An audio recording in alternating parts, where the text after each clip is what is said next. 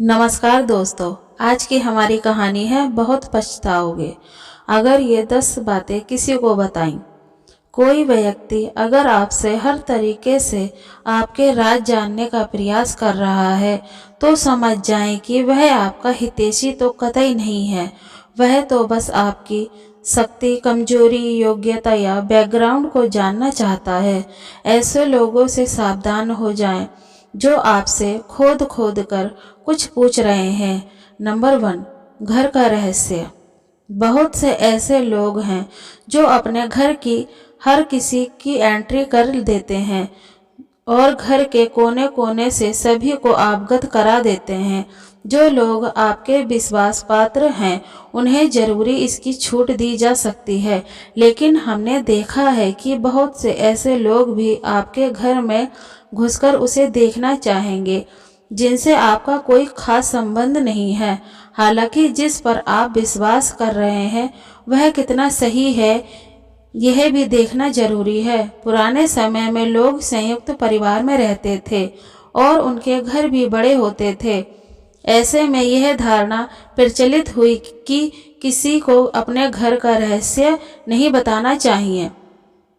Number 2, अपनी कमजोरी। हालांकि बहुत सी जगह या मामलों में इसे गोपनीय धारणा भी सिद्ध हो सकता है, लेकिन बहुत से मामलों में इसे उजागर करने से आपको लोग कमजोरी समझकर आपके साथ गलत व्यवहार करने लगेंगे या आपको मानसिक रूप से दबाने लगेंगे।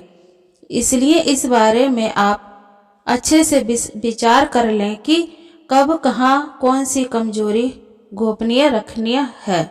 कमजोरी और योग्यता में फर्क करना भी सीखें। नंबर 3, अपना अपमान।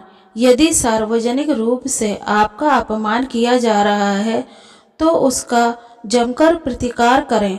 फिर भी व्यक्ति को बहुत से मामले में कभी कभी मजबूरीवश अपमान झेलना पड़ता है। अपमान को दिमाग में ज़्यादा दिन तक नहीं पालें, बल्कि इस पर विचार करें कि दोबारा कोई आपके साथ ऐसा नहीं कर पाए। यह भी याद रखें कि आप अपने अपमान को प्रचलित करेंगे तो फिर कई लोग आपका अपमान करने लगेंगे, क्योंकि लोगों को आपके साथ कोई सहानुभूति नहीं है। जो लोग किसी की सहानुभूति अर्जित करना चाहते हैं वही अपने अपमान के बारे में किसी से चर्चा नहीं करते। नंबर 4, मन की बात। मन में बहुत सी ऐसी बातें होती हैं जिनको जग जाहिर करने से आप अपने अपमान संकट खड़े कर देते हैं। हो सकता है कि आपके मन में किसी बात को लेकर अवसाद हो, क्रोध हो या घृणा हो। मन में हजारों तरह के विचार उत्पन्न होते हैं, लेकिन बुद्धिमान व्यक्ति उन्हीं विचारों को व्यक्त करता है जो उसके हित में होते हैं। लेकिन इस तरह की बातों को जग जाहिर करने से आपके संबंध में लोग एक तरह की राय बनाना शुरू कर देते हैं और फिर लोग आपकी अच्छी बातों को नहीं सुनने, आपके उस गुस्से या फ्रस्ट्रेशन की ही चर्चा करते हैं। आपके 10 कार्य अच्छे उस एक मन के विचार के सामने कमजोर पड़ जाएंगे। नंबर 5, गुरु मंत्र, साधना और तप। यदि आपने किसी योग्य गुरु से दीक्षा ली है और उसके द्वारा दिया गया गुरु मंत्र गोपनीय रखें। हालांकि गुरु मंत्र कई प्रकार के होते हैं, जैसे किसी ने आपको कुछ ज्ञान दिया या कुछ हुनर सिखाया, वह भी गुरु मंत्र है। इसके अलावा यदि आप किसी भी प्रकार की साधना, तप या ध्यान कर रहे हैं तो उसे भी गोपनीय रखें, अन्यथा वह निष्फल हो जाएगी। इस संबंध में गोपनीयता से भी लाभ मिलता है। नंबर 6, आयु। हालांकि कुछ लोग आपकी आयु जानते हैं और कुछ जानना चाहते हैं, लेकिन यदि कोई आपसे बिना किसी कारण के आयु पूछता है तो उसे कतई ना बताएं। लेकिन वर्तमान में यह संबंध संभव नहीं है। लाइसेंस, पासपोर्ट या अन्य किसी कार्य के लिए फॉर्म भरने में इसका खुलासा करना ही होता है। लेकिन कभी कभी ऐसे मौके या स्थान होते हैं जहां आयु बताना जरूरी होता है। आजकल अनजान लोग भी पूछ लेते हैं कि कितने वर्ष के हैं आप। नंबर 7, आपका धन। लोग जानना चाहते हैं कि आप कितना कमाते हैं। यदि आप सीधे सीधे नहीं बताएंगे तो ये लोग दूसरे तरीके से पूछताछ करके अनुमान लगा लेंगे। हालांकि आप अपने धन को जितना हो सके गोपनीय रखें तो आपके लिए ही अच्छा होगा। इसलिए नहीं कि लोग कर्ज मांग लेंगे और फिर लौटाएंगे नहीं। इसके और भी कई कारण हैं। धन को अपने परिचित या रिश्तेदारों से गोपनीय ही रखने की सलाह दी जाती है।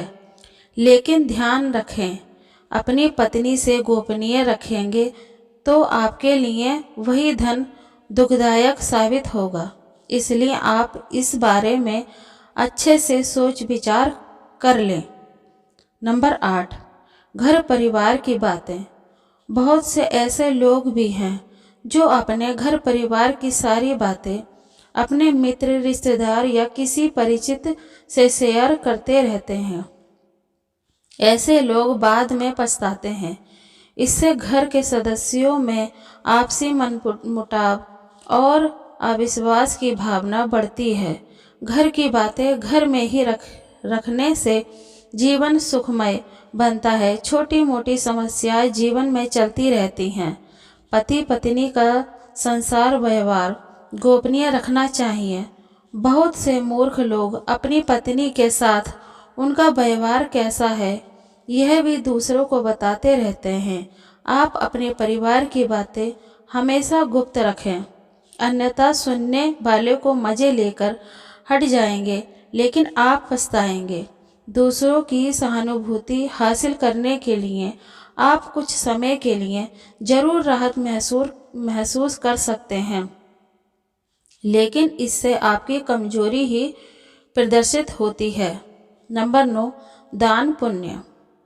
आपने जो भी दान पुण्य दिया है उसे गुप्त रखेंगे तो ही उसका लाभ मिल सकता है। गोपनीय दान देवताओं की नज़र में रहता है और जिस दान का बखान किया जा रहा है उसका फल निष्फल हो जाता है।